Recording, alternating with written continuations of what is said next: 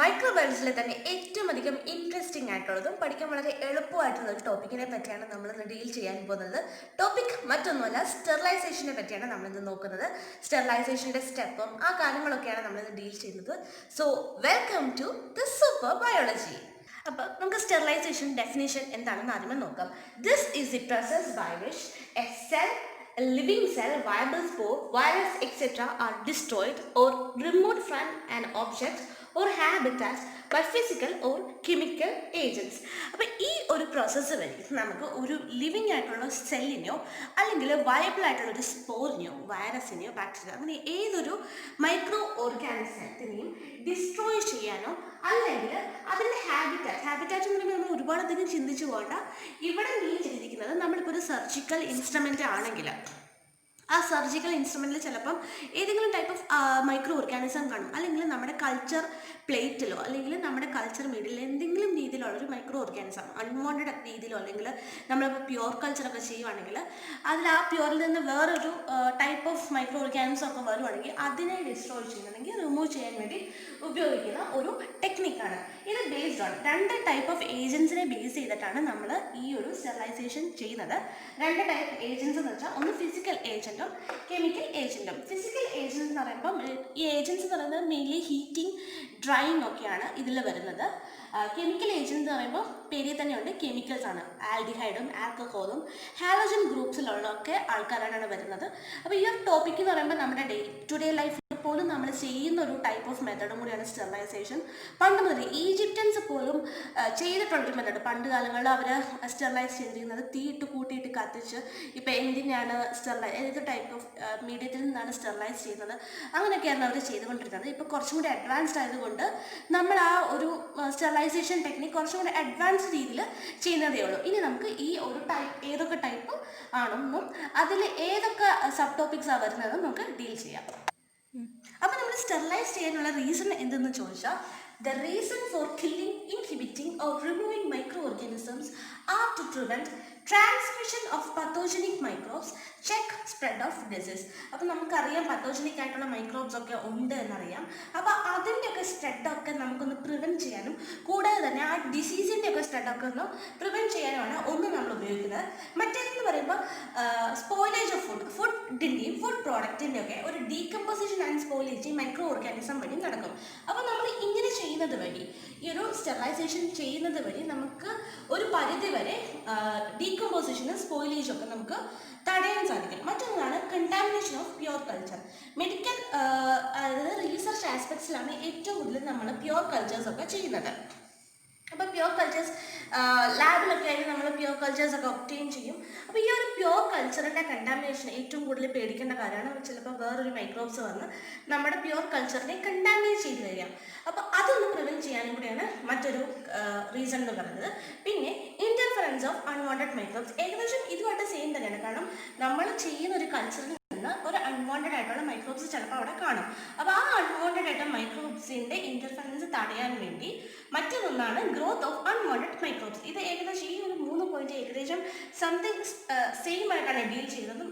ഇതെന്ന് പറയുമ്പോൾ pure കൾച്ചറിൻ്റെ contamination prevent ചെയ്യാൻ, ഇതെന്ന് പറയുമ്പോൾ അൺവാണ്ടഡ് ആയിട്ടുള്ള മൈക്രോബ്സിൻ്റെ ഇൻ്റർഫറൻസ് പ്രിവെൻറ്റ് ചെയ്യാൻ, മൂന്നാമതായിട്ടുള്ളതാണ് അൺവാണ്ടഡ് മൈക്രോബ്സിൻ്റെ ഗ്രോത്തിനെ പ്രിവെൻറ്റ് ചെയ്യാൻ. നമ്മളിപ്പോൾ കൂടുതൽ റീസർച്ച് സ്റ്റഡീസിലൊക്കെയാണ് പ്യുവർ കൾച്ചർ ഒബ്റ്റെയിൻ ചെയ്യുന്നതും അതിനൊക്കെ വെച്ച് പഠിക്കുന്നതും. അപ്പോൾ അതിലൊക്കെ നമ്മൾ നേരിടേണ്ട വലിയൊരു പ്രശ്നമാണ്. ചിലപ്പോൾ നമ്മൾ പ്യുവർ കൾച്ചർ ചെയ്യുമ്പോൾ അതിൽ തന്നെ വേറൊരു മൈക്രോ ഓർഗാനിസവും കയറി വന്ന് ഇൻ്റർഫിയർ ചെയ്യും. അപ്പോൾ അതിൻ്റെ ഗ്രോത്ത് നമുക്കൊന്ന് ഇൻഹിബിറ്റ് ചെയ്യേണ്ട ആവശ്യം വരുന്നുണ്ട്.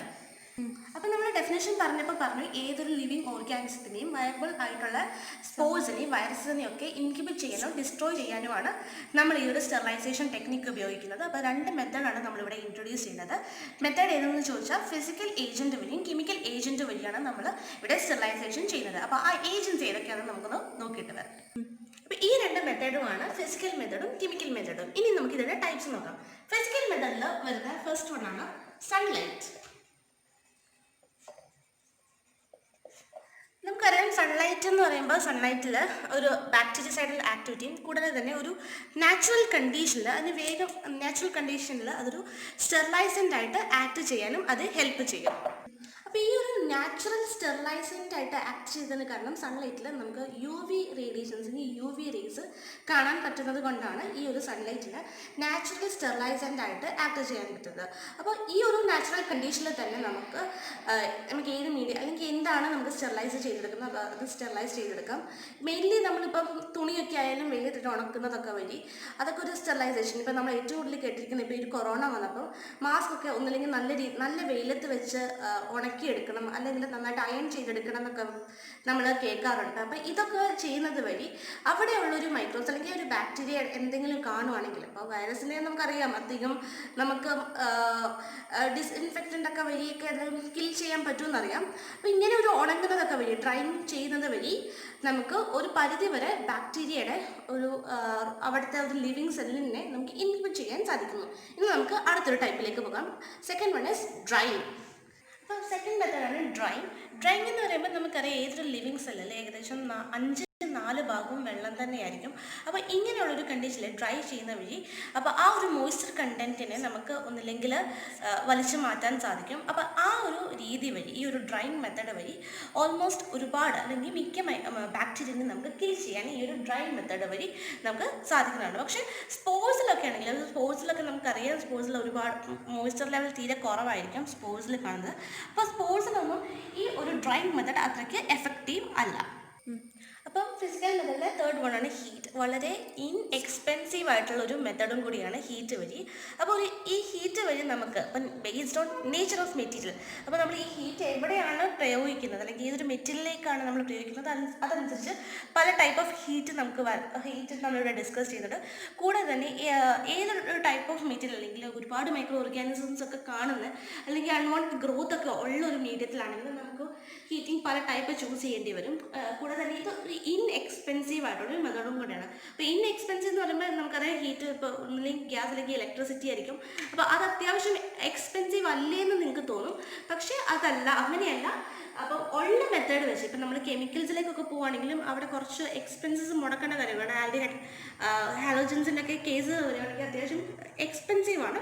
പക്ഷേ ഹീറ്റ് എന്ന് പറയുമ്പോൾ കുറച്ചുകൂടി ഇൻഎക്സ്പെൻസീവ് ആണ്. കൂടാതെ തന്നെ ഹീറ്റ് ചെയ്യുന്നത് വഴി നമുക്ക് കംപ്ലീറ്റ്ലി അതിനെ കിൽ ചെയ്യാനും സാധിക്കും. അപ്പോൾ ഹീറ്റിങ്ങിൽ പല ടൈപ്പ് ഓഫ് ഹീറ്റ് വരുന്നുണ്ട്. ഒരു ടൈപ്പ് ഓഫ് ഹീറ്റാണ് ഡ്രൈ ഹീറ്റും, മറ്റേതാണ് മോയ്സ്റ്റ് ഹീറ്റും. അപ്പോൾ ആ ഒരു ടൈപ്സ് നമുക്ക് ഏതൊക്കെയാണെന്ന് നോക്കുക.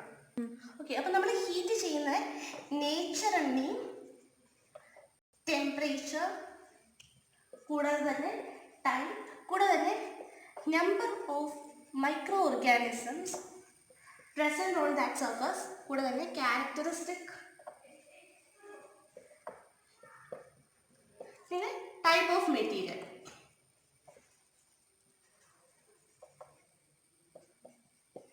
ഈ ഒരു 5 ഘടകങ്ങളെ ബേസ് ചെയ്തിട്ടാണ് നമ്മൾ ഈ ഹീറ്റിനെ 2 ടൈപ്പ് ഓഫ് ആയിട്ട് ക്ലാസിഫൈ ചെയ്തിരിക്കുന്നത്. അതിൽ ഫസ്റ്റ് വൺ ആണ് ഡ്രൈ ഹീറ്റ്, സെക്കൻഡ് വൺ ആണ് മോയ്സ്റ്റ് ഹീറ്റ്. ഡ്രൈ ഹീറ്റ് എന്ന് പറയുമ്പോൾ ഇവിടെ ഫസ്റ്റ് ഒന്ന് ഡിസ്കസ് ചെയ്യാൻ പോകുന്നത് റെഡ് ഹീറ്റിനെ പറ്റിയാണ്. റെഡ് ഹീറ്റ് എന്ന് പറയുമ്പോൾ തന്നെ അറിയാം നമുക്ക് ഇവിടെ ഒരു റാപ്പിഡ് സ്റ്റെറിലൈസേഷൻ ആണ് ഈ ഒരു റെഡ് ഹീറ്റ് വഴി ചെയ്യുന്നത്. അപ്പോൾ ലാബ്സിലൊക്കെ വർക്ക് ചെയ്തിട്ടാണെങ്കിൽ നമുക്കറിയാം ഇനോക്കുലേറ്റിംഗ് ലൂപ്സിൻ്റെ ഒക്കെ ടിപ്പൊക്കെ നമ്മൾ റെഡ് ഹോട്ട് ആകുന്നത് വഴി ബെൻസൺ ബർണറിൽ നമ്മൾ കാണിച്ചുകൊണ്ടിരിക്കും. അങ്ങനെ അത് റെഡ് ഹോട്ട് ആകുന്നത് വഴി കാണിച്ച് അപ്പോൾ അങ്ങനെ വരുമ്പോൾ ആ ഇനോക്കുലേറ്റിംഗ് ലൂപ്പിൻ്റെ ആ സർഫസ് ഒക്കെ നമുക്ക് നന്നായിട്ട് സ്റ്റെറിലൈസ്ഡ് ആയിട്ട് കിട്ടും. കൂടാതെ തന്നെ ലൂപ്സ് മാത്രമല്ല വയേഴ്സും ഫോഴ്സിൻ്റെ പോയിന്റും സ്പാച്ചുലാസ് ഒക്കെ നമ്മൾ ഈ ഒരു റെഡ് ഹീറ്റ് വഴിയുള്ളൊരു റാപ്പിഡ് സ്റ്റെറിലൈസേഷൻ ആണ് നമ്മൾ ചെയ്യുന്നത്. ഇനി ഇതിൽ വരുന്ന സെക്കൻഡ് ടൈപ്പാണ് ഇപ്പോൾ ഡ്രൈ ഹീറ്റാണ്. ഈ ഡ്രൈ ഹീറ്റിൽ വരുന്ന first one red heat. Second one ആണ് ഫ്ലെയിമിങ്. ഫ്ലെയിമിങ് എന്ന് പറയുമ്പോൾ ഇപ്പം നമ്മളുടെ എക്സാമ്പിൾ പറഞ്ഞ നീഡിൽ, കൂടാതെ കൾച്ചർ ട്യൂബിൻ്റെ മൗത്ത്,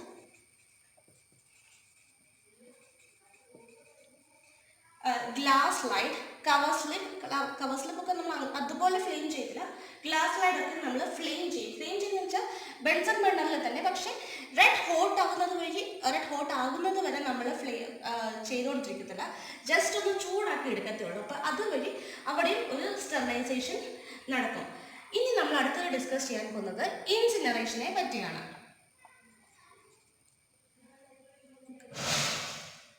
അപ്പോൾ നമ്മൾ ഈ ഇൻസിനറേഷൻ ചെയ്യുന്നത് ഇൻസിനേറ്റർ എന്ന് പറയുന്ന ഒരു മെറ്റീരിയൽ അല്ലെങ്കിൽ ഒരു ഒബ്ജക്റ്റിൻ്റെ ഹെൽപ്പോട് കൂടിയാണ്. അപ്പം ഇൻസിനറേറ്ററിലേക്ക് നമുക്ക് വേണ്ട അല്ലെങ്കിൽ റാപ്പിഡ്ലി നമ്മൾ ഡിസ്ട്രോയ് ചെയ്യുന്ന മെറ്റീരിയൽസ് ഒക്കെ അവിടെ ഇടും. ഡെൻസ് സ്മോക്ക് എമിറ്റ് ചെയ്യുന്ന ഒരു ഡിസഡ്വാൻറ്റേജ് നമുക്ക് അവിടെ കാണാൻ സാധിക്കുന്നു. നമ്മൾ ഇപ്പം ആനിമൽ കറക്കേസസ് ആയാലും ഇപ്പം ലാബിലൊക്കെ നമ്മൾ ടെസ്റ്റ് ചെയ്തതിന് ശേഷം നമ്മുടെ ഒരു കോട്ടൺ സ്വാബൊക്കെ ആണെങ്കിലും അങ്ങനെയുള്ള സംഭവങ്ങളൊക്കെയാണ് നമ്മൾ ഈ ഇൻസിനേറ്റർ വഴി ഹീറ്റ് ചെയ്ത് ഡിസ്ട്രോയ് ചെയ്യുന്നത്, അതായത് കത്തിച്ച് കളയുന്നത്. അപ്പോൾ അവിടെ ഒരു ഡെൻസ് സ്മോക്ക് എമിറ്റ് ചെയ്യുന്നു എന്നൊരു ഡിസഡ്വാൻറ്റേജ് ഈ ഇൻസിനേറ്ററിൽ ഉണ്ട്. ഇനി നമ്മൾ ഡിസ്കസ് ചെയ്യാൻ പോകുന്നത് ഫോർത്ത് വൺ ആണ്. ഇതാണ് ഹോട്ട് എയർ ഓവൻ വഴി. അപ്പോൾ ഇത് ഇൻട്രൊഡ്യൂസ് ചെയ്തത് പാസ്റ്റർ ആണ് ഇൻ 1876. അപ്പോൾ ഇതെന്ന് പറയുന്നത് നമ്മൾ വൈറ്റ്ലി യൂസ് ചെയ്യുന്ന ഒരു മെത്തഡും കൂടിയാണ് സ്റ്റെറിലൈസേഷന് വേണ്ടി. സ്റ്റെറിലൈസേഷൻ്റെ ഡ്രൈ ഹീറ്റ് വഴി നമ്മൾ ഏറ്റവും കൂടുതൽ ഉപയോഗിക്കുന്ന ഒരു മെത്തഡും കൂടിയാണ് ഹോട്ട് എയർ ഓവൻ എന്ന് പറയുമ്പോൾ. ഇവിടെ എന്ന് പറയുമ്പോൾ ഒരു റെഡ്ലി നമ്മൾ ഡ്രൈ ഹീറ്റ് വഴിയാണ് നമ്മൾ സ്റ്റെറിലൈസ് ചെയ്യുന്നത്. കൂടാതെ ഇതെന്ന് പറയുന്നത് ഹോട്ട് എയർ ഓവൻ എന്ന് പറയുന്നത് നമുക്കറിയാം പേരിൽ തന്നെയുണ്ട്, ഇതൊരു ബോക്സ് ആണ്. ഈ ഒരു ബോക്സ് വഴി നമ്മൾ ഏകദേശം നമുക്ക് നല്ല രീതിയിലൊരു ടെമ്പറേച്ചർ സെറ്റപ്സ് ഒക്കെ ഈ ഒരു ഹോട്ട് എയർ ഓവനിൽ നമ്മൾ കീപ്പ് ചെയ്യാം. 160 to 180 സെൽഷ്യസിൽ വഴി നമുക്ക് ഒന്നില്ലെങ്കിൽ ഗ്യാസ് ഇലക്ട്രിസിറ്റി വഴി നമുക്കിവിടെ റൺ ചെയ്യിക്കാൻ പറ്റും ഹോട്ട് എയർ ഓവൻ. ഇതുവഴിയാണ് നമ്മൾ petri plate, pipettes, glass syringes, swab, forceps et cetera scalpels ഒക്കെ നമ്മൾ ഈ ഒരു ഹോട്ട് എയർ ഓവൻ വഴിയാണ് നമ്മൾ സ്റ്റെറിലൈസ് ചെയ്യുന്നത്. കൂടാതെ തന്നെ നമ്മളിപ്പം എന്തെങ്കിലും ഇപ്പോൾ സോളജിലായാലും ഇപ്പോൾ എന്തെങ്കിലും മൃഗങ്ങളെയൊക്കെ സ്റ്റഫ് ചെയ്ത് വെക്കണമെങ്കിലൊക്കെ അതിനെ ഹോട്ട് എയർ ഓവൻ വഴി സ്റ്റെറിലൈസ് ചെയ്തതിന് ശേഷമാണ് പിന്നീട് ബാക്കി കാര്യങ്ങളൊക്കെ ചെയ്യുന്നത്. അപ്പോൾ ഈ ഹോട്ട് എയർ ഓവൻ വഴി നമ്മൾ glass wares, forceps, petri plate, scissors, swab, scalpel, glass syringes ഈ പറയുന്ന മെറ്റീരിയൽസ് ഒക്കെയാണ് നമ്മൾ ഹോട്ട് എയർ ഓവൻ വഴി സ്റ്റെറിലൈസ് ചെയ്യുന്നത്. കൂടാതെ തന്നെ ഈ ഒരു ഹോട്ട് എയർ ഓവൻ നമ്മൾ ചെയ്യുമ്പോൾ അല്ലെങ്കിൽ പ്രവർത്തിക്കുമ്പോൾ കുറച്ച് പ്രിക്കോഷൻസ് ഒക്കെ എടുക്കേണ്ട കാര്യങ്ങളുണ്ട്. ഒന്നുമല്ല, നമ്മൾ ഇതൊക്കെ ഹോട്ട് എയർ ഓവനിൽ വെച്ച് സ്റ്റെറിലൈസ് ചെയ്യുമ്പം ഇവിടെയൊക്കെ ഒരു നമ്മൾ ഫ്രീ സർക്കുലേഷൻ, എയറിൻ്റെ ഒരു ഫ്രീ സർക്കുലേഷൻ കയറുന്ന രീതിയിൽ വേണം ഈ പറയുന്ന സാധനങ്ങളൊക്കെ അറേഞ്ച് ചെയ്ത് വെക്കണം. ഇപ്പം നമുക്കൊരു 10-20 ഗ്ലാസ് വേസ് ആണ് സ്റ്റെറിലൈസ് ചെയ്തെങ്കിൽ അതിൻ്റെ ഇടയിൽ കൂടെയൊക്കെ നമുക്ക് എയറിൻ്റെ ഒരു സർക്കുലേഷൻ വരുന്ന രീതിയിൽ വേണം നമ്മൾ ഹോട്ട് എയർ ഓവനിൽ നമ്മൾ അറേഞ്ച് ചെയ്യാൻ. കൂടാതെ തന്നെ നമുക്ക് ഓവർലോഡൊന്നും ചെയ്യാൻ സാധിക്കില്ല. ഓവർലോഡ് എന്ന് പറയുമ്പോൾ ഇപ്പോൾ ഒരുപാട് ഗ്ലാസസ് ഒരുമിച്ച് നമുക്ക് ഹോട്ട് എയർ ഓവനിൽ കയറ്റി നമുക്ക് ഓവർലോഡ് ചെയ്ത് സ്റ്റെറിലൈസ് ചെയ്യാൻ സാധിക്കില്ല. അങ്ങനെ ചെയ്യല്ല. പിന്നെ നമുക്കെന്ന് വെച്ചാൽ ഇപ്പം ഗ്ലാസ് വേഴ്സ് ഒക്കെ ആണെങ്കിൽ നമ്മൾ സെറ്റ് ചെയ്യുന്നതിന് അത് നന്നായിട്ട് അറേഞ്ച് ചെയ്യണം. കൂടാതെ തന്നെ അത് ഡ്രൈ ചെയ്തിട്ട് വേണം നമ്മൾ ഹോട്ട് എയർ ഓവനിൽ സ്റ്റെറിലൈസ് ചെയ്യാൻ. ഒന്ന് ഡ്രൈ ചെയ്യണം. മറ്റൊന്നാണ് ഇപ്പം നമ്മൾ ടെസ്റ്റ് ട്യൂബ് അല്ലെങ്കിൽ ഫ്ലാസ്ക് ഒക്കെ ആണെങ്കിൽ ഒരു കോട്ടൺ സ്വാബ് വെച്ച് പ്ലഗ് ചെയ്യണം. അടുത്തതാണ് ലിക്വിഡൊക്കെ ആണെങ്കിൽ നമ്മൾ ലിക്വിഡൊക്കെ ഹോട്ട് എയർ ഓവനിൽ വെക്കാൻ സാധിക്കില്ല. കാരണം ടെമ്പറേച്ചർ കൊടുക്കണം. നമ്മൾ പറഞ്ഞു 160 to 180 സെൽഷ്യസിലാണ് ഹോട്ട് എയർ ഓവൻ നമ്മൾ പ്രവർത്തിപ്പിക്കുന്നത്. അപ്പോൾ അങ്ങനെ വരുമ്പോൾ നമ്മുടെ മീഡിയയിൽ കാണുന്ന ലിക്വിഡൊക്കെ ആണെങ്കിൽ ചിലപ്പോൾ തിളയ്ക്കാനൊക്കെ ഉള്ള സാധ്യതയും അല്ലെങ്കിൽ തന്നെ അതിലുള്ള എന്തെങ്കിലും മെറ്റീരിയൽസ് ഡീകമ്പോസ് ചെയ്യാനുള്ള സാധ്യതയും കൂടുതലാണ്. ഇപ്പോൾ റബ്ബർ മെറ്റീരിയലൊക്കെ ആണെങ്കിൽ ഇവിടെ ടെമ്പറേച്ചറിന് വിത്ത്സ്റ്റാൻഡ് ചെയ്തില്ല. അതുകൊണ്ട് ആ മെറ്റീരിയൽസ് ഒന്നും നമുക്ക് ഹോട്ട് എയർ ഓവനിൽ സ്റ്റെറിലൈസ് ചെയ്യാൻ സാധിക്കില്ല. പിന്നെ നമ്മൾ ഈ സെറ്റ് ചെയ്യുന്നതിന് മുമ്പ് 0 ആക്കിയതിന് ശേഷമേ നമുക്ക് ഈ ഒരു ഹോട്ട് എയർ ഓവൻ പ്രവർത്തിക്കാൻ സാധിക്കത്തുള്ളൂ. അപ്പോൾ നമ്മൾ പ്രിക്കോഷൻസ് ആണ്. ഒന്ന് എയർ പോകുന്ന രീതിയിൽ വേണം നമുക്ക് സെറ്റ് ചെയ്യണം. ഫ്രീ സർക്കുലേഷൻ ഓഫ് എയർ അവിടെ ഉണ്ടായിരിക്കണം. നമുക്ക് ഈ പറഞ്ഞിരിക്കുന്ന സാധനങ്ങളൊന്നും ഓവർലോഡ് ചെയ്യാൻ പറ്റത്തില്ല.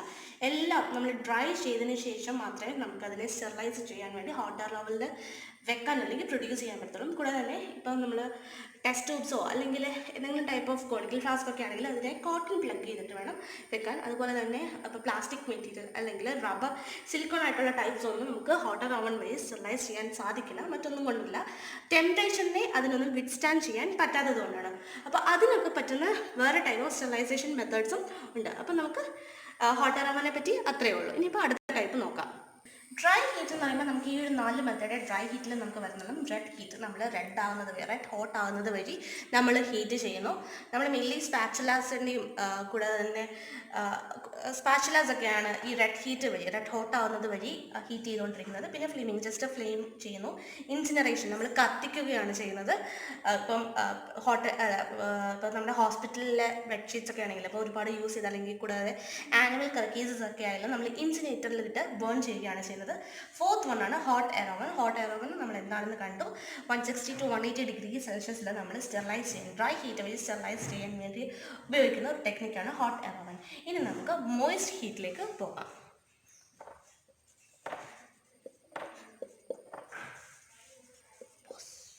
മോയിസ്റ്റ് ഹീറ്റിൽ നമ്മൾ ഒരു 3 ടൈപ്പ് ഓഫ് രീതിയിലാണ് ടെമ്പറേച്ചർ കൊടുക്കുന്നത്.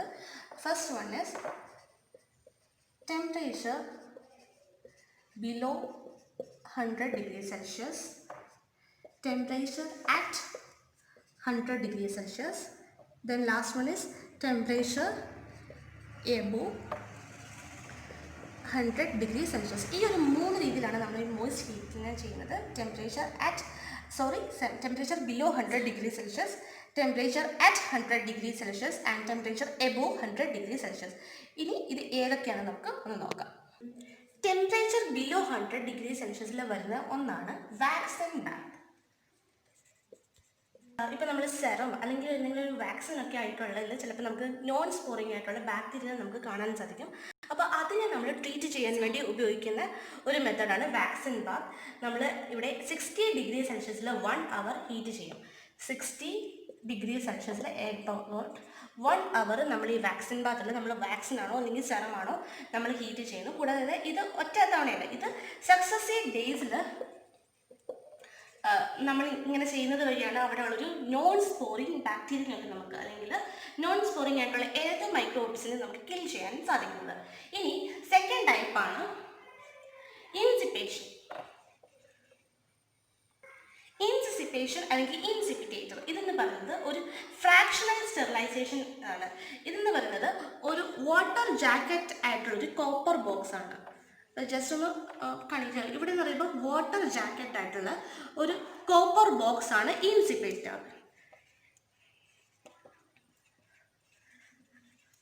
അപ്പം ഇങ്ങനെ ഇത് വാട്ടർ ജാക്കറ്റ് ആയതുകൊണ്ട് നമുക്ക് ഏകദേശം 80 to 85 ഡിഗ്രി സെൽഷ്യസിൽ ഒരു 30 മിനിറ്റ്.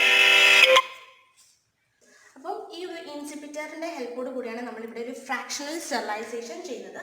അപ്പോൾ ഇതും നമ്മൾ പറഞ്ഞ പോലെ 80 to 85 ഡിഗ്രിയിൽ സക്സസീവ് ഡേയ്സിലാണ് നമ്മൾ സ്റ്റെറിലൈസേഷൻ ചെയ്യുന്നത്. ഏകദേശം 30 മിനിറ്റ് മതി. ഇവിടെ എന്ന് വെച്ചാൽ നമ്മൾ വാക്സിൻ ബാത്തിൽ ഏകദേശം 1 hour ആണ് നമ്മൾ ചെയ്തത്.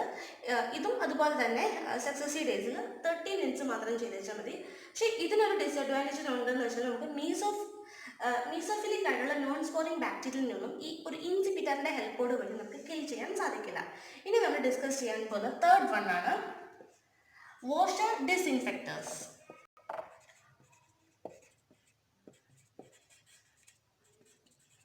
ഇതൊരു ലോങ് വീഡിയോ ആയിട്ട് കാണുന്നതിന് കാരണം നമ്മൾ ഏതൊക്കെ ടൈപ്സ് ആണ് അതിനെ പറ്റി എല്ലാം നമ്മൾ ഡിസ്കസ് ചെയ്ത് പോകുന്നത് കൊണ്ടാണ്. അപ്പോൾ ഒരു എക്സാം പോയിന്റ് ഓഫ് വ്യൂവിലാണെങ്കിൽ നമുക്ക് ഈ ഒരു ഷോർട്ട് നോട്ട്സ് ഒക്കെ മതിയാകും. അപ്പോൾ അതിൽ നിന്നും നമ്മുടെ കയ്യിൽ നിന്നൊക്കെ ആയാലും എഴുതാൻ പറ്റുന്ന രീതിയിലുള്ളൊരു ടോപ്പിക്കും കൂടിയാണ് സ്റ്റെറിലൈസേഷൻ എന്ന് പറയുന്നത്. ഇനി നമുക്ക് വാഷർ ഡിസ്ഇൻഫെക്റ്റേഴ്സ് എന്താണെന്ന് നോക്കാം. നമുക്കറിയാം ഹോസ്പിറ്റൽ ഗൗൺസും ഹോസ്പിറ്റലിലാണ് ഇപ്പോൾ ഏറ്റവും കൂടുതൽ നമ്മൾ ഈ വാഷർ ഡിസ്ഇൻഫെക്റ്റേഴ്സ് യൂസ് ചെയ്യുന്നത്. ഇപ്പോൾ ഹോസ്പിറ്റലിലാണെങ്കിൽ ഹോസ്പിറ്റൽ ഗൗൺസ് ഇപ്പോൾ എന്തെങ്കിലും സർജറിക്ക് വേണ്ടി യൂസ് ചെയ്ത ആ ക്ലോത്ത്സ് ഒക്കെ നമ്മൾ ഒരു 71 ഡിഗ്രി സെൽഷ്യസിൽ 3 മിനിറ്റ് നമ്മൾ വാഷർ ഡിസ്ഇൻഫെക്റ്റൻ്റ് അല്ലെങ്കിൽ ഈ ഒരു വാഷിംഗ് മെഷീനിൽ റൺ ചെയ്യും. അപ്പോൾ ആ ഒരു 71 ഡിഗ്രി സെൽഷ്യസിൽ 3 മിനിറ്റ് റൺ ചെയ്യുന്നത് വഴി ഹോസ്പിറ്റലിലുള്ള ക്ലോത്തിനെയൊക്കെ നമുക്ക് സ്റ്റെറിലൈസ് ചെയ്യാൻ വേണ്ടി ഉപയോഗിക്കുന്ന ഒരു ടെക്നിക്കാണ് വാഷർ ഡിസ്ഇൻഫെക്റ്റൻറ്റ്. ഈ 3 എണ്ണമാണ് ബിലോ 100 ഡിഗ്രി സെൽഷ്യസിൽ വരുന്നത്. ഇനി നമ്മൾ അറ്റ് 100 ഡിഗ്രി സെൽഷ്യസിനെ പറ്റിയാണ് ഡീൽ ചെയ്യാൻ പോകുന്നത്. വാക്സിൻ ബാത്ത് പറഞ്ഞു നമ്മൾ 60 ഡിഗ്രി സെൽഷ്യസിലായിരുന്നു. ഇൻസിപ്പിറ്റർ 80 to 85 degree Celsius. ഇവിടെ 71 ഡിഗ്രി സെൽഷ്യസിലായിരുന്നു നമ്മളിവിടെ ഹീറ്റ് ചെയ്തത്. അപ്പോൾ ഇവിടുത്തെ ഈ ഒരു നമ്മൾ ട്രീറ്റ് ചെയ്യുന്ന മെറ്റീരിയൽസിനെ വെച്ചിട്ടാണ് നമ്മൾ ബിലോ 100°C എന്ന് മെൻഷൻ ചെയ്തിരിക്കുന്നത്. കാരണം വാക്സിൻസും സെറം ഇൻസിപിറ്ററിൽ നമ്മൾ പറഞ്ഞു കോപ്പർ ജാക്കറ്റ് ആയിട്ടുള്ളൊരു ഇൻസിപിറ്റർ ആണെന്ന് പറഞ്ഞു. ഇവിടെയും നമ്മൾ മീഡിയസ് ഒക്കെയാണ് ചെയ്യുന്നത്. വാഷർ ഡിസിൻഫെക്റ്റേഴ്സ് എന്ന് പറയുമ്പോൾ ഹോസ്പിറ്റലിലെ ക്ലോത്ത്സും ഹോസ്പിറ്റൽ ഗൗൺസും ബെക്ലിൻസും ഒക്കെയാണ് നമ്മൾ ഇവിടെ ഈ ഒരു വാഷർ ഡിസിൻഫെക്റ്റർ വഴി സ്റ്റെറിലൈസ് ചെയ്യുന്നത്. ഇനി നമുക്ക് ടെമ്പറേച്ചർ അറ്റ് 100°C നോക്കാം. ഡിഗ്രി വരുന്ന മറ്റൊന്നാണ് പാസ്ചറൈസേഷൻ. ലൂയിസ് പാസ്റ്റർ ഇൻട്രൊഡ്യൂസ് ചെയ്ത ഒരു മെത്തഡാണ് പാസ്ചറൈസേഷൻ. നമുക്കറിയാം ഏകദേശം 30 മിനിറ്റ്സ് 72°C 30 മിനിറ്റ്സ് നമ്മൾ മിൽക്ക് ബോയിൽ ചെയ്യും. അപ്പോൾ ഇങ്ങനെ ചെയ്യുന്നത് വഴി എന്തെങ്കിലും ടൈപ്പ് ഓഫ് മോയിസ്റ്റ് ബാക്ടീരിയ അല്ലെങ്കിൽ ഏതെങ്കിലും ടൈപ്പ് ഓഫ് ബാക്ടീരിയ അല്ലെങ്കിൽ നോൺ സ്പോറിംഗ് പത്തോജൻസിനൊക്കെ ഫോർ എക്സാമ്പിൾ മൈക്രോ ബാക്ടീരിയം ഒക്കെ നമുക്ക് ഈ ഒരു മെത്തേഡ് വഴി ഈ ഒരു പാസ്ചറൈസേഷൻ വഴി നമുക്ക് കിൽ ചെയ്യാൻ സാധിക്കും. ഈ 72°C 30 മിനിറ്റ്സ് നമ്മൾ മിൽക്ക് വെച്ചതിന് ശേഷം ഉടനെ നമ്മൾ കൂൾ ചെയ്യുകയാണ്. ഒരു റാപ്പിഡ് കൂളിംഗ് ആണ് ഇവിടെ ഈ ഒരു മെത്തേഡിൽ നമ്മൾ കൊണ്ടുവരുന്നത്. അപ്പോൾ ഈ ഒരു 4 ടൈപ്പാണ് നമുക്ക് മോയ്സ്ചർ ഹീറ്റിൽ വരുന്നത്: വാക്സിൻ ബാത്ത്, വാഷർ ഡിസ്ഇൻഫെക്റ്റർ, ഇൻസിപ്പേഷൻസ്, പാസ്ചറൈസേഷൻ. ഇനി അറ്റ് 100°C ഇതിൽ വരുന്നതാണ് ഫസ്റ്റ് വൺ ഇസ് ബോയിലിംഗ്. നമുക്കറിയാം നമ്മൾ വെള്ളമൊക്കെ നന്നായിട്ട് തിളപ്പിച്ചാണ് കുടിക്കുന്നത്. അപ്പോൾ ഈ ഒരു ബോയിലിംഗ് മാത്രമല്ല, നമ്മളിപ്പം UV ട്രീറ്റഡ് ആണ്. ഇപ്പം നമ്മളിപ്പം മിനറൽ വാട്ടർ ഒക്കെയാണ് വാങ്ങിക്കണമെങ്കിൽ ആ ബോട്ടിൽ നമുക്ക് കാണാൻ പറ്റും UV ട്രീറ്റഡ് എന്ന് പറയുന്നത്. അപ്പം അതൊക്കെ UV ട്രീറ്റ്മെൻ്റ് ആണ്. അത് കെമിക്കൽ മെത്തേഡിൽ അല്ലെങ്കിൽ റേഡിയേഷൻസിൽ വരുന്ന ഒരു ടൈപ്പ് ഓഫ് മെത്തേഡാണ് ആ UV ട്രീറ്റ്മെൻറ്റിൻ്റെ കാര്യം. അപ്പോൾ ഇവിടെ ബോയിലിംഗ് എന്ന് പറയുമ്പം ഒരു വെജിറ്റേറ്റീവ് ബാക്ടീരിയനൊക്കെ നമുക്ക് ഈ ഒരു ബോയിലിംഗ് മെത്തേഡ് വഴി നല്ല രീതിയിൽ കിൽ ചെയ്യാൻ സാധിക്കും. ഏകദേശം 90 to 100°C നമ്മൾ ഇവിടെ ഒരു ബോയിലിംഗ് ചെയ്യുന്നത്. അപ്പോൾ ചില സമയത്ത് ഇപ്പം നമ്മുടെ ബേസ്ഡ് ഓൺ മെറ്റീരിയൽ ചിലപ്പോൾ നമുക്കൊരു ഒരു ലിറ്റിൽ എമൗണ്ട് ഓഫ് ആസിഡ് അല്ലെങ്കിൽ ആൽക്കലൈൻ കൂടി ഈ ഒരു സ്റ്റെറിലൈസേഷനെ ഒന്നും കൂടി പ്രൊമോട്ട് ചെയ്യാൻ നമുക്ക് ഈ ഒരു ബോയിലിംഗിൽ ചിലപ്പം ആഡ് ചെയ്ത് കൊടുക്കേണ്ടി വരും. ഒരു ലിറ്റിൽ എമൗണ്ട് ഓഫ് ആസിഡ് അല്ലെങ്കിൽ ആൽക്കലി ഒന്ന് ജസ്റ്റ് ഈ ഒരു ബോയിലിംഗ് ഒന്ന് സ്പീഡപ്പ് ചെയ്യാൻ അല്ലെങ്കിൽ ഒന്ന് പ്രൊമോട്ട് ചെയ്യാനായിരിക്കും. ഇനി നമുക്ക് ടിൻഡലൈസേഷനെ പറ്റി നോക്കാം. ഇതും അറ്റ് 100°C.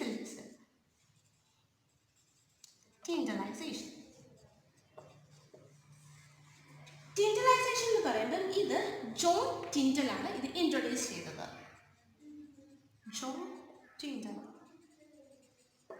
ജോൺ ടിൻഡലാണ് ഇത് ഇൻട്രൊഡ്യൂസ് ചെയ്തത്. ഏകദേശം 100°C നമ്മൾ 30 മിനിറ്റ്സ് ഒരു 3 സക്സസീവ് ഡേയ്സ് ആണ് ഇവിടെ ചെയ്തത്. അത് 100°C 30 മിനിറ്റ്സ്. ഇപ്പം ആദ്യമേ നമ്മളിപ്പോൾ 100°C 30 മിനിറ്റ്സ് ഇപ്പം നമുക്ക് സ്റ്റെറിലൈസ് ചെയ്യുന്നത് എന്താണ് അത് നമ്മളിവിടെ സ്റ്റെറിലൈസ് ചെയ്തെടുക്കുന്നു. അതിനുശേഷം 24 hours ശേഷമാണ് നമ്മൾ അടുത്ത ടിൻഡലൈസേഷൻ അല്ലെങ്കിൽ ഈ ഒരു 100°C ട്രീറ്റ്മെൻറ്റ് ചെയ്യുന്നത്. അപ്പോൾ ഈ ഒരു 24 hours അപ്പോൾ ഈ ഒരു ഹീറ്റിൽ നിന്ന് പെട്ടെന്ന് ഒരു 30 മിനിറ്റ്സ് കഴിയുമ്പോൾ അത് ഒരു വാം കണ്ടീഷനിലേക്ക് പോകുന്നു. അപ്പോൾ ഈ ഒരു വാം കണ്ടീഷനിൽ പോകുമ്പോൾ അപ്പോൾ അവിടെ ഏതെങ്കിലും ടൈപ്പ് ഓഫ് സ്പോർ ഉണ്ടെങ്കിൽ അത് വെജിറ്റേറ്റ് ചെയ്യാൻ തുടങ്ങും. അപ്പോൾ ആ ഒരു വെജിറ്റേറ്റ് ചെയ്ത സാധനത്തിന് 24 hours കഴിഞ്ഞ് നമ്മൾ ഈ ഒരു ട്രീറ്റ്മെൻറ്റ് ചെയ്യുമ്പോൾ ആ വെജിറ്റേറ്റ് ചെയ്ത് വന്ന സാധനത്തിനെ നമുക്ക് നശിപ്പിക്കാൻ പറ്റും. പിന്നെ സെക്കൻഡ് ഡേ നമ്മൾ അങ്ങനെ ചെയ്യുന്നു. ഇനി തേർഡ് ഡേ ഒരു 3 സക്സസീവ് ഡേയ്സിലാണ് നമ്മൾ ചെയ്യുന്നത്. അപ്പോൾ ഇങ്ങനെ ഒരു വെജിറ്റേറ്റീവ് റീപ്രൊഡക്ഷൻ നടന്ന ബാക്ടീരിയൽ സ്പോർസ് ഒക്കെ ഉണ്ടായിട്ടുണ്ടെങ്കിൽ അതിനെ നമ്മൾ കംപ്ലീറ്റ്ലി കില്ല് ചെയ്യുകയാണ് ഈ ഒരു ടിൻഡലൈസേഷൻ മെത്തേഡ് വഴി. ഇനി നമുക്ക് അടുത്ത മെത്തേഡിലേക്ക് നോക്കാം. ഓക്കെ, ഇനി നമ്മൾ ടെമ്പറേച്ചർ എബോവ് 100°C പറ്റി ഡിസ്കസ് ചെയ്യാൻ പോവുകയാണ്. ഇതിൽ ഫസ്റ്റ് ഒരേ ഒരു കാര്യമുള്ളൂ, സ്റ്റീം അണ്ടർ പ്രഷർ. നമ്മൾ ഓട്ടോക്ലേവ് എന്ന് പറയുന്ന ഒരു ഡിവൈസ് അല്ലെങ്കിൽ ഒരു ഇൻസ്ട്രുമെൻറ്റിൻ്റെ ഹെൽപ്പോട് കൂടിയാണ് ഇവിടെ സ്റ്റെറിലൈസേഷൻ ചെയ്യുന്നത്. ഈ ഒരു ഓട്ടോക്ലേവ് എന്ന് പറയുന്ന ഒരു ഇൻസ്ട്രുമെൻറ്റ് ഇൻട്രൊഡ്യൂസ് ചെയ്തത് ഫ്രഞ്ച് ജർമ്മൻ മൈക്രോബയോളജിസ്റ്റ് ആണ്. ഇപ്പോൾ ലാബ്സിലൊക്കെ നമുക്ക് ലാബിലൊക്കെ ഏതൊരു മീഡിയ അല്ലെങ്കിൽ എന്ത് കാര്യം ഓട്ടോക്ലേവ് ചെയ്ത് സ്റ്റെറിലൈസ് ചെയ്യേണ്ട ആവശ്യം വരുന്നുണ്ട്. അപ്പോൾ അതിന് വേണ്ടിയാണ് നമ്മൾ ഈ ഒരു ഓട്ടോക്ലേവ് ഉപയോഗിക്കുന്നത്. എന്ന് പറയുമ്പോൾ നമുക്ക് പ്രഷറിൻ്റെ പ്രിൻസിപ്പിളിലാണ് ഈ ഒരു ഓട്ടോക്ലേവ് വർക്ക് ചെയ്യുന്നത്. അപ്പോൾ പ്രഷർ കൂടുമ്പോൾ അപ്പോൾ അകത്ത് നല്ല രീതിയിൽ നമ്മൾ പ്രഷർ ഉണ്ടാക്കിയെടുക്കുന്നു. ആ വെള്ളം തിളപ്പിച്ച് നല്ല രീതിയിൽ ഇപ്പോൾ പ്രഷർ കുക്കറിൻ്റെ ഫോർ എക്സാമ്പിൾ പ്രഷർ കുക്കറിൻ്റെ ആ സെയിം പ്രിൻസിപ്പിൾ തന്നെയാണ് ഈ ഓട്ടോക്ലേവിലും വർക്ക് ചെയ്യുന്നത്. നല്ല രീതിയിൽ പ്രഷർ നമുക്ക് ഇവിടെ അകത്ത് നമുക്ക് ക്രിയേറ്റ് ചെയ്ത് കൊടുക്കുന്നു. അപ്പോൾ ആ പ്രഷർ കൂടാതെ തന്നെ ഇപ്പോൾ പ്രഷർ കൂടിക്കഴിയുമ്പം അതിനെ എക്സിറ്റ് ചെയ്യാനുള്ള ആ ഗ്യാസിനെ എക്സിസ്റ്റ് ചെയ്യാനുള്ള നമ്മളിവിടെ സെറ്റ് ചെയ്യുന്നുണ്ട്. അപ്പോൾ ഒന്നില്ലെങ്കിൽ നമുക്ക് ഓട്ടോക്ലേവ് ഗ്യാസിലോ അല്ലെങ്കിൽ ഇലക്ട്രിസിറ്റിയിലോ ആണ് റൺ ചെയ്യാൻ പോകുന്നത്. അപ്പം ഓട്ടോക്ലേവ് എല്ലാവരും കണ്ടിട്ടുള്ളത് കൊണ്ടും അത്യാവശ്യം കാര്യങ്ങളൊക്കെ അറിയുന്നത് കൊണ്ട് ഓട്ടോക്ലേവിനെ പറ്റി അധികം ഡിസ്കസ് ചെയ്തു പോകുന്നില്ല. അപ്പം സ്റ്റീം എബോവ് 100 ഡിഗ്രി സെൽഷ്യസിൽ ചെയ്യുന്ന ഒരു മെത്തഡാണ്. ഒരു പ്രഷറിൻ്റെ പ്രിൻസിപ്പിളാണ് ഈ ഒരു ഓട്ടോക്ലേവ് വർക്ക് ചെയ്യുന്നത്. അതായത് വാട്ടർ മോളിക്യൂൾസിനെ നമ്മൾ നന്നായിട്ട് പ്രഷറൈസ് ചെയ്യുവാണ്. അപ്പം ഈ ഒരു മെത്തഡ് പ്രഷർ കുക്കറിലും ഈ ഒരു മെത്തഡ് തന്നെ ആയതുകൊണ്ട് നമുക്ക് വേഗം കുക്ക് ചെയ്യാനൊക്കെ എടുത്ത് ഇപ്പം എന്ത് കുക്ക് ചെയ്യുന്ന സാധനങ്ങളായാലും വേഗം കുക്ക് ചെയ്യാൻ പറ്റുന്നത് ഈ ഒരു പ്രഷറിൻ്റെ ഒരു അണ്ടർലൈൻ പ്രിൻസിപ്പിൾ ആയതുകൊണ്ടാണ് ഇവിടെ ഇങ്ങനെയൊക്കെ നടക്കുന്നത്. അപ്പം നല്ല രീതിയിൽ നമുക്ക് ഇപ്പം എന്ത് മെറ്റീരിയലാണ് നമ്മൾ ഓട്ടോക്ലേവിൽ സ്റ്റെറിലൈസ് ചെയ്യാൻ കൊടുക്കുന്നത് അത് എത്രയും പെട്ടെന്ന് തന്നെ, അപ്പോൾ ഒരുപാട് എക്സ്പെൻസീവ് ആകാതെ തന്നെ ഒരു കുറഞ്ഞ ചിലവിൽ നമുക്ക് ഇലക്ട്രിസിറ്റി ആയാലും ഗ്യാസിലായാലും കുറഞ്ഞ ചിലവിൽ തന്നെ നമുക്ക് എത്രയും പെട്ടെന്ന് സ്റ്റെറിലൈസ് ചെയ്ത് തരികയാണ് ഈ ഒരു ഓട്ടോക്ലേവ് വഴി. ഇനി നമ്മൾ ഫിസിക്കൽ മെത്തേഡിൽ നമ്മളിപ്പം മോയ്സ്ചർ ഹീറ്റിൽ തന്നെ ബിലോ 100 ഡിഗ്രി സെൽഷ്യസിലെയും അറ്റ് 100 ഡിഗ്രി സെൽഷ്യസിലെയും എബോവ് 100 ഡിഗ്രി സെൽഷ്യസിലെ പല കാര്യത്തിനെ പറ്റി ഡിസ്കസ് ചെയ്തു. ഇനി നമ്മൾ റേഡിയേഷൻസിലേക്ക് പോവുക. റേഡിയേഷൻ എന്ന് പറയുമ്പോൾ അതും ഒരു ഫിസിക്കൽ മെത്തേഡിൽ തന്നെ വരുന്നതാണ്. റേഡിയേഷൻ എന്ന് പറയുമ്പോൾ നമുക്കറിയാം 2 ടൈപ്പ് ഓഫ് റേഡിയേഷൻസ് ആണ് ഉള്ളത്. നോൺ അയോണൈസിങ് റേഡിയേഷനും അയോണൈസിങ് റേഡിയേഷനും ആണുള്ളത്. ഇതിൽ വരുന്നതാണ് യു വി റേ ഇതിനൊരു എക്സാമ്പിളാണ്. ഇതിൽ വരുന്നതാണ് x-ray, cosmic ray and gamma. അപ്പം ഈ ഒരു യു വി ട്രീറ്റ്മെൻറ്റ് വഴിയാണ് നമ്മൾ മിനറൽ വാട്ടറിലൊക്കെ അല്ലെങ്കിൽ ഇപ്പം സോഫ്റ്റ് ഡ്രിങ്ക്സിലൊക്കെ കിട്ടുന്ന വാട്ടറൊക്കെ നമ്മൾ ഹീറ്റ് ചെയ്തത് ഈ ഒരു യു വി റേയുടെ ട്രീറ്റ്മെൻറ്റ് വഴിയാണ്. അപ്പോൾ ഈ ഒരു യു വി ട്രീറ്റ്മെൻറ്റ് വഴി മിക്ക ഓർഗാനിസത്തിനെയും അല്ലെങ്കിൽ മിക്ക മൈക്രോബ്സിനെയും നമുക്ക് ക്ലീൻ ചെയ്യാൻ സാധിക്കുന്നു. ഏകദേശം 100 to 400 നാനോമീറ്ററിലായിരിക്കും ഇതിൻ്റെ വേവ് ലെന്ത് കാണാൻ പറ്റുന്നത്. അപ്പോൾ ഈ ഒരു റേഡിയേഷൻ വഴിയാണ് നമ്മൾ ഈ ഒരു മെത്തേഡ് അല്ലെങ്കിൽ ഈ ഒരു ടൈപ്പ് ഓഫ് റേഡിയേഷൻസ് വാട്ടർ ട്രീറ്റ്മെൻറ്റിലൊക്കെ വേണ്ടിയാണ് നമ്മൾ ഉപയോഗിക്കുന്നത്. ഇനി നമുക്ക് അയോണൈസിങ് റേഡിയേഷൻസിലേക്ക് പോവുകയാണെങ്കിൽ അവിടെ നമ്മൾ പറഞ്ഞു 3 ടൈപ്പ് ഓഫ് റേസ് ആണ് നമുക്കുള്ളത്. X-ray, cosmic ray and gamma ray. ഇവിടെ നമുക്ക് കുറച്ച് ഡിസഡ്വാൻറ്റേജസ് ഒക്കെ കാണേണ്ടി വരുന്നുണ്ട്. കാരണം ഒന്നുമില്ല, ഇതെന്ന് പറയുന്നത് ലാർജ് സ്കെയിലാണ് നമ്മൾ ചെയ്യുന്നത്, കുറച്ച് എക്സ്പെൻസീവ് ആയിരിക്കും. കൂടെ തന്നെ ഈ റേഡിയേഷൻസ് സ്കാറ്റർ ചെയ്ത് പോയാൽ കുറച്ച് ഹസാഡസ് ആണ്. കാരണം ഇതൊക്കെ പെനിട്രേറ്റിംഗ് ആയിട്ടുള്ള റേസ് ആണ് നമുക്കറിയാം. ഇത് എന്തെങ്കിലും രീതിയിൽ സ്കാറ്റർ ചെയ്ത് പോയി നമുക്ക് ഏതെങ്കിലും രീതിയിൽ പെനിട്രേറ്റ് ചെയ്ത് പോയാൽ നമ്മുടെ ബോഡിക്ക് അല്ലെങ്കിൽ നല്ല രീതിയിൽ തന്നെ മ്യൂട്ടേഷൻ ഒക്കെ കോസ് ചെയ്യാനുള്ള ചാൻസ് ഉണ്ട്. ഇനി നമ്മൾ കെമിക്കൽ മെത്തഡിനെ പറ്റി ഡീൽ ചെയ്യാൻ പോവുകയാണ്. അപ്പം നമ്മൾ കെമിക്കൽ ഏജൻസിനെ പറ്റിയാണ് ഡിസ്കസ് ചെയ്യാൻ പോകുന്നത്. കെമിക്കൽ ഏജൻസ് പറയുമ്പം ആൻറ്റിസെപ്റ്റിക്സ് ആയിട്ടുള്ള സൊല്യൂഷൻസ് ഒക്കെ ഇതിനൊരു എക്സാമ്പിളാണ്. നമുക്ക് ആൻറ്റിസെപ്റ്റിക്സിൻ്റെ കുറച്ച് പ്രോപ്പർട്ടീസ് പറയുകയാണെങ്കിൽ ഇതിനൊരു വൈഡ് സ്പെക്ട്രം ആക്ടിവിറ്റി, ഇപ്പോൾ മൈക്രോബ്സിനെതിരാണെങ്കിൽ ഒരു വൈഡ് സ്പെക്ട്രം ആക്ടിവിറ്റി ഇതിന് കൊടുക്കാൻ സാധിക്കുന്നുണ്ട്. കൂടെ തന്നെ നമുക്ക് ഇപ്പോൾ ഒരു ഓർഗാനിക് മാറ്റർ ആണെങ്കിൽ പോലും ഇത് ആക്റ്റീവാണ്. പിന്നെ ഒരു സ്പീഡി ആക്ഷൻ ആണ്. ഇപ്പം നമ്മളിപ്പോൾ വൂൺസിലൊക്കെ ആയാലും നമ്മൾ അപ്ലൈ ചെയ്ത് ജസ്റ്റ് ഒന്ന് വൂൺസൊക്കെ ജസ്റ്റ് ഒരു കോട്ടൺ സാബ് വെച്ച് ഒന്ന് വൈപ്പ് ചെയ്തെടുക്കുമ്പോൾ തന്നെ അവിടെ ഏതെങ്കിലും രീതിയിലൊരു മൈക്രോബ്സോ അല്ലെങ്കിൽ എന്തെങ്കിലും അറ്റാക്ക് ചെയ്യുന്നത് അതിനെ പ്രിവെൻറ്റ് ചെയ്യാൻ സാധിക്കുന്നു. കൂടെ തന്നെ ഒരു ലോക്കൽ ഇറിറ്റേഷനോ അല്ലെങ്കിൽ അതുകൊണ്ടൊരു സെൻസിറ്റൈസേഷനോ അല്ലെങ്കിൽ അതിനെ ഹീലിങ്ങിനെ ഇൻ്റർഫിയർ ചെയ്യാനൊന്നും ഈ ഒരു ആൻറ്റിസെപ്റ്റിക്സ് വരുന്നില്ല. അതായത് നമുക്ക് ഈ ഒരു ആൻറ്റിസെപ്റ്റിക്സ് നമ്മുടെ ബോഡിയിൽ അല്ലെങ്കിൽ ജസ്റ്റ് ഒന്ന് വൈപ്പ് ചെയ്യുന്നത് വഴി നമ്മുടെ ബോഡിക്ക് യാതൊരു രീതിയിലുള്ള ഒരു ഇറിറ്റേഷൻസ് ഒന്നും ഇത് ഒക്കർ ചെയ്യിക്കുന്നില്ല.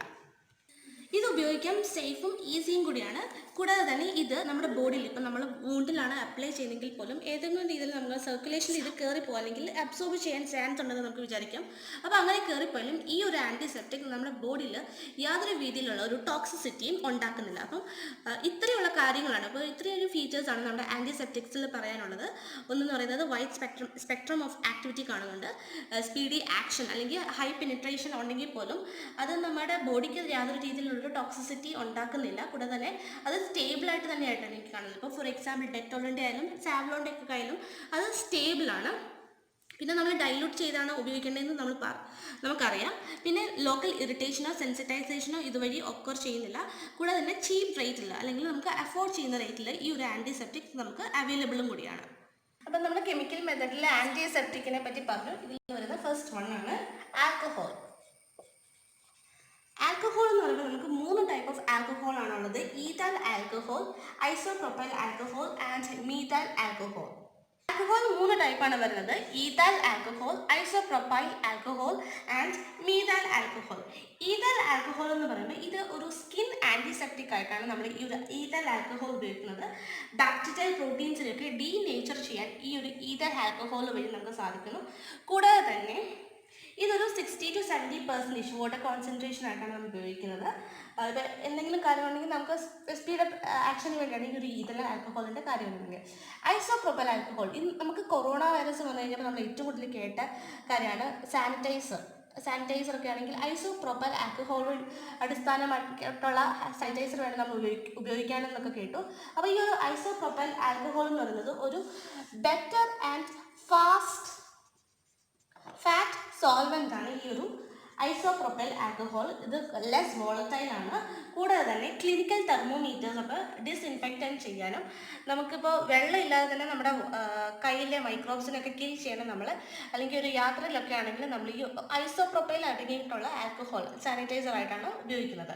ഇനി ലാസ്റ്റ് വണ്ണാണ് മീഥൈൽ ആൽക്കഹോൾ. മീഥൈൽ ആൽക്കഹോൾ എന്ന് പറയുന്നത് ഫംഗൽ സ്പോർട്സിന് വേണ്ടിയാണ് നമ്മൾ ഈ ഒരു മീഥൈൽ ആൽക്കഹോൾ ഉപയോഗിക്കുന്നത്. കൂടാതെ തന്നെ ഒരു ക്യാബിനറ്റും ഇൻക്യുബേറ്റേഴ്സും ഒക്കെ ക്ലീൻ ചെയ്യാനും നമ്മൾ ഈ ഒരു മീഥൈൽ ആൽക്കഹോൾ തന്നെയാണ് ഉപയോഗിക്കുന്നത്. ഇനി നമുക്ക് ആൽഡിഹൈഡിനെ പറ്റി നോക്കാം. ആൽഡിഹൈഡ് എന്ന് പറയുമ്പോൾ ഇവിടെ 2 ടൈപ്പാണ്, ഫോർമാൽഡിഹൈഡും ഗ്ലൂട്രാൽഡിഹൈഡും. ഫോർമാൽഡിഹൈഡും സെക്കൻഡ് വണ്ണാണ് ഗ്ലൂട്രാൽഡിഹൈഡ്.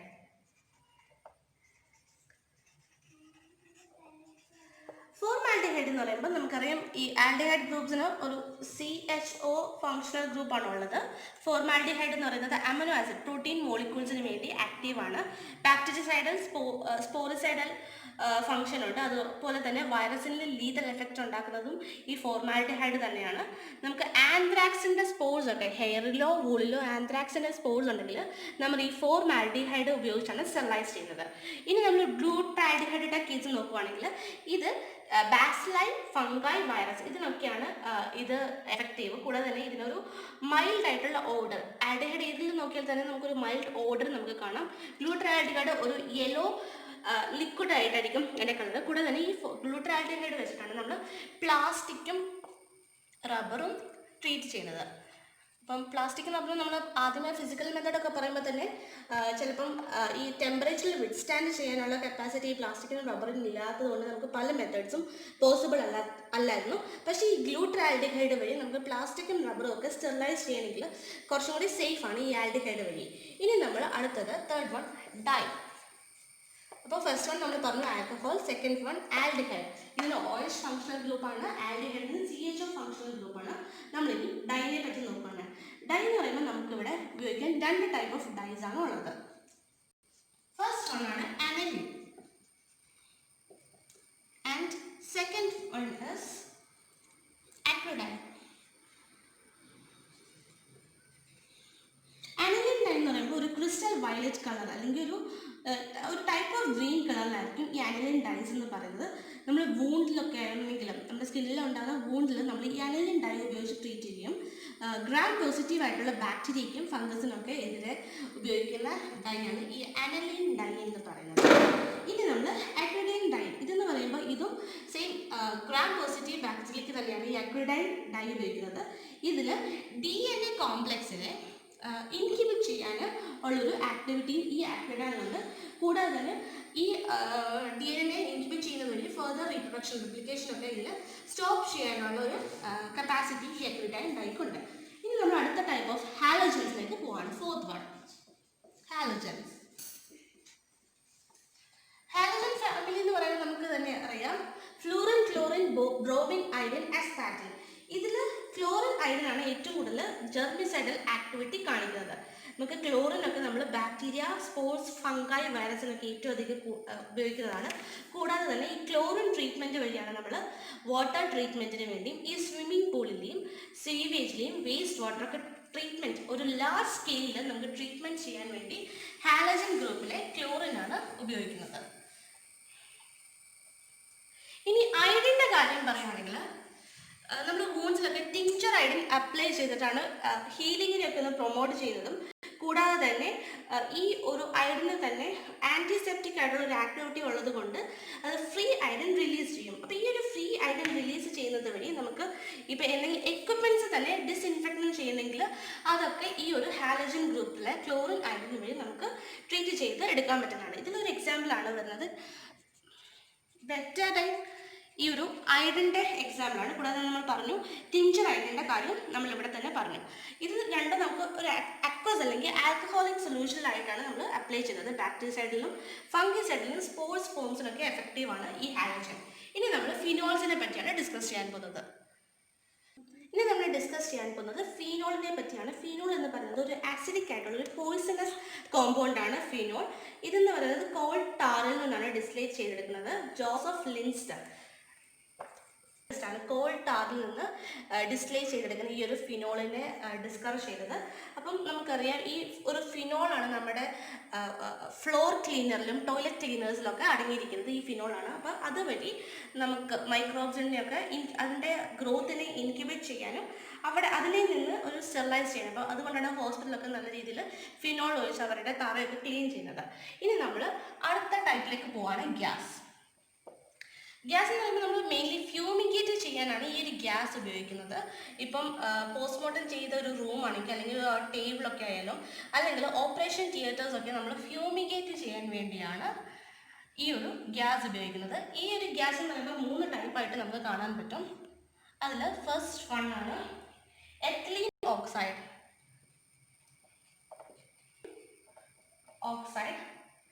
സെക്കൻഡ് വൺ ആണ് ഫോർമാൽഡിഹൈഡ്.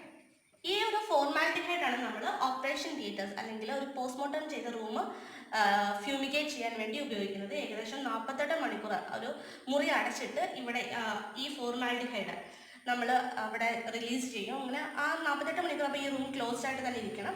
എങ്കിലാണ് ആ ഒരു സ്റ്റെറിലൈസേഷൻ അവിടെ കംപ്ലീറ്റ് ആയിട്ട് നടക്കാൻ സാധിക്കുന്നത്. തേർഡ് വൺ ആണ് ബീറ്റാ പ്രൊപ്പിയോലാക്ടോൺ, BPL എന്ന് ഷോർട്ട് ഫോമിൽ അറിയപ്പെടുന്ന ഈ ഒരു ഗ്യാസ്. ഇനി നമുക്ക് ഹൈഡ്രജൻ പെറോക്സൈഡിലേക്ക് മൂവ് ചെയ്യാം. നമ്മളിനി ഡിസ്കസ് ചെയ്യാൻ പോകുന്നത് ഹൈഡ്രജൻ പെറോക്സൈഡിനെ പറ്റിയാണ്. ഹൈഡ്രജൻ പെറോക്സൈഡ് എന്ന് പറയുമ്പോൾ നമ്മുടെ സ്കിന്നിലുള്ള വൂൺസ് ഒക്കെ ക്ലീൻ ചെയ്യാൻ വേണ്ടിയാണ് ഈ ഒരു ഹൈഡ്രജൻ പെറോക്സൈഡ് യൂസ് ചെയ്യുന്നത്. അനോറോബിക് ബാക്ടീരിയയ്ക്ക് വേണ്ടിയാണ് ഇത് ഏറ്റവും കൂടുതൽ എഫക്റ്റീവ് ആവുന്നത്. നമ്മൾ ഈ ഹൈഡ്രജൻ പെറോക്സൈഡ് H2O ഏറ്റവും കൂടുതൽ കേൾക്കുന്നത് നമ്മുടെ തമ്പ് നെയിൽ ഏതെങ്കിലും രീതിയിൽ കുഴിനകമൊക്കെ വരുമ്പോൾ നമ്മൾ ഈ ഒരു ഹൈഡ്രജൻ പെറോക്സൈഡ് ഒഴിച്ചിട്ടുള്ള ഒരു ട്രീറ്റ്മെൻറ്റ് അല്ലെങ്കിൽ സ്റ്റെറിലൈസേഷനാണ് നമ്മളവിടെ ചെയ്തത്. അപ്പോൾ അവിടെ ബാക്ടീരിയൽ ഗ്രോത്ത് ഒക്കെ ഉണ്ടാകാതിരിക്കാനും അവിടെ വേഗം ഒരു വൂൺ ഹീലിംഗ് എന്ന രീതിയിലൊക്കെ എഫക്റ്റീവായിട്ട് ചെയ്യുന്നു.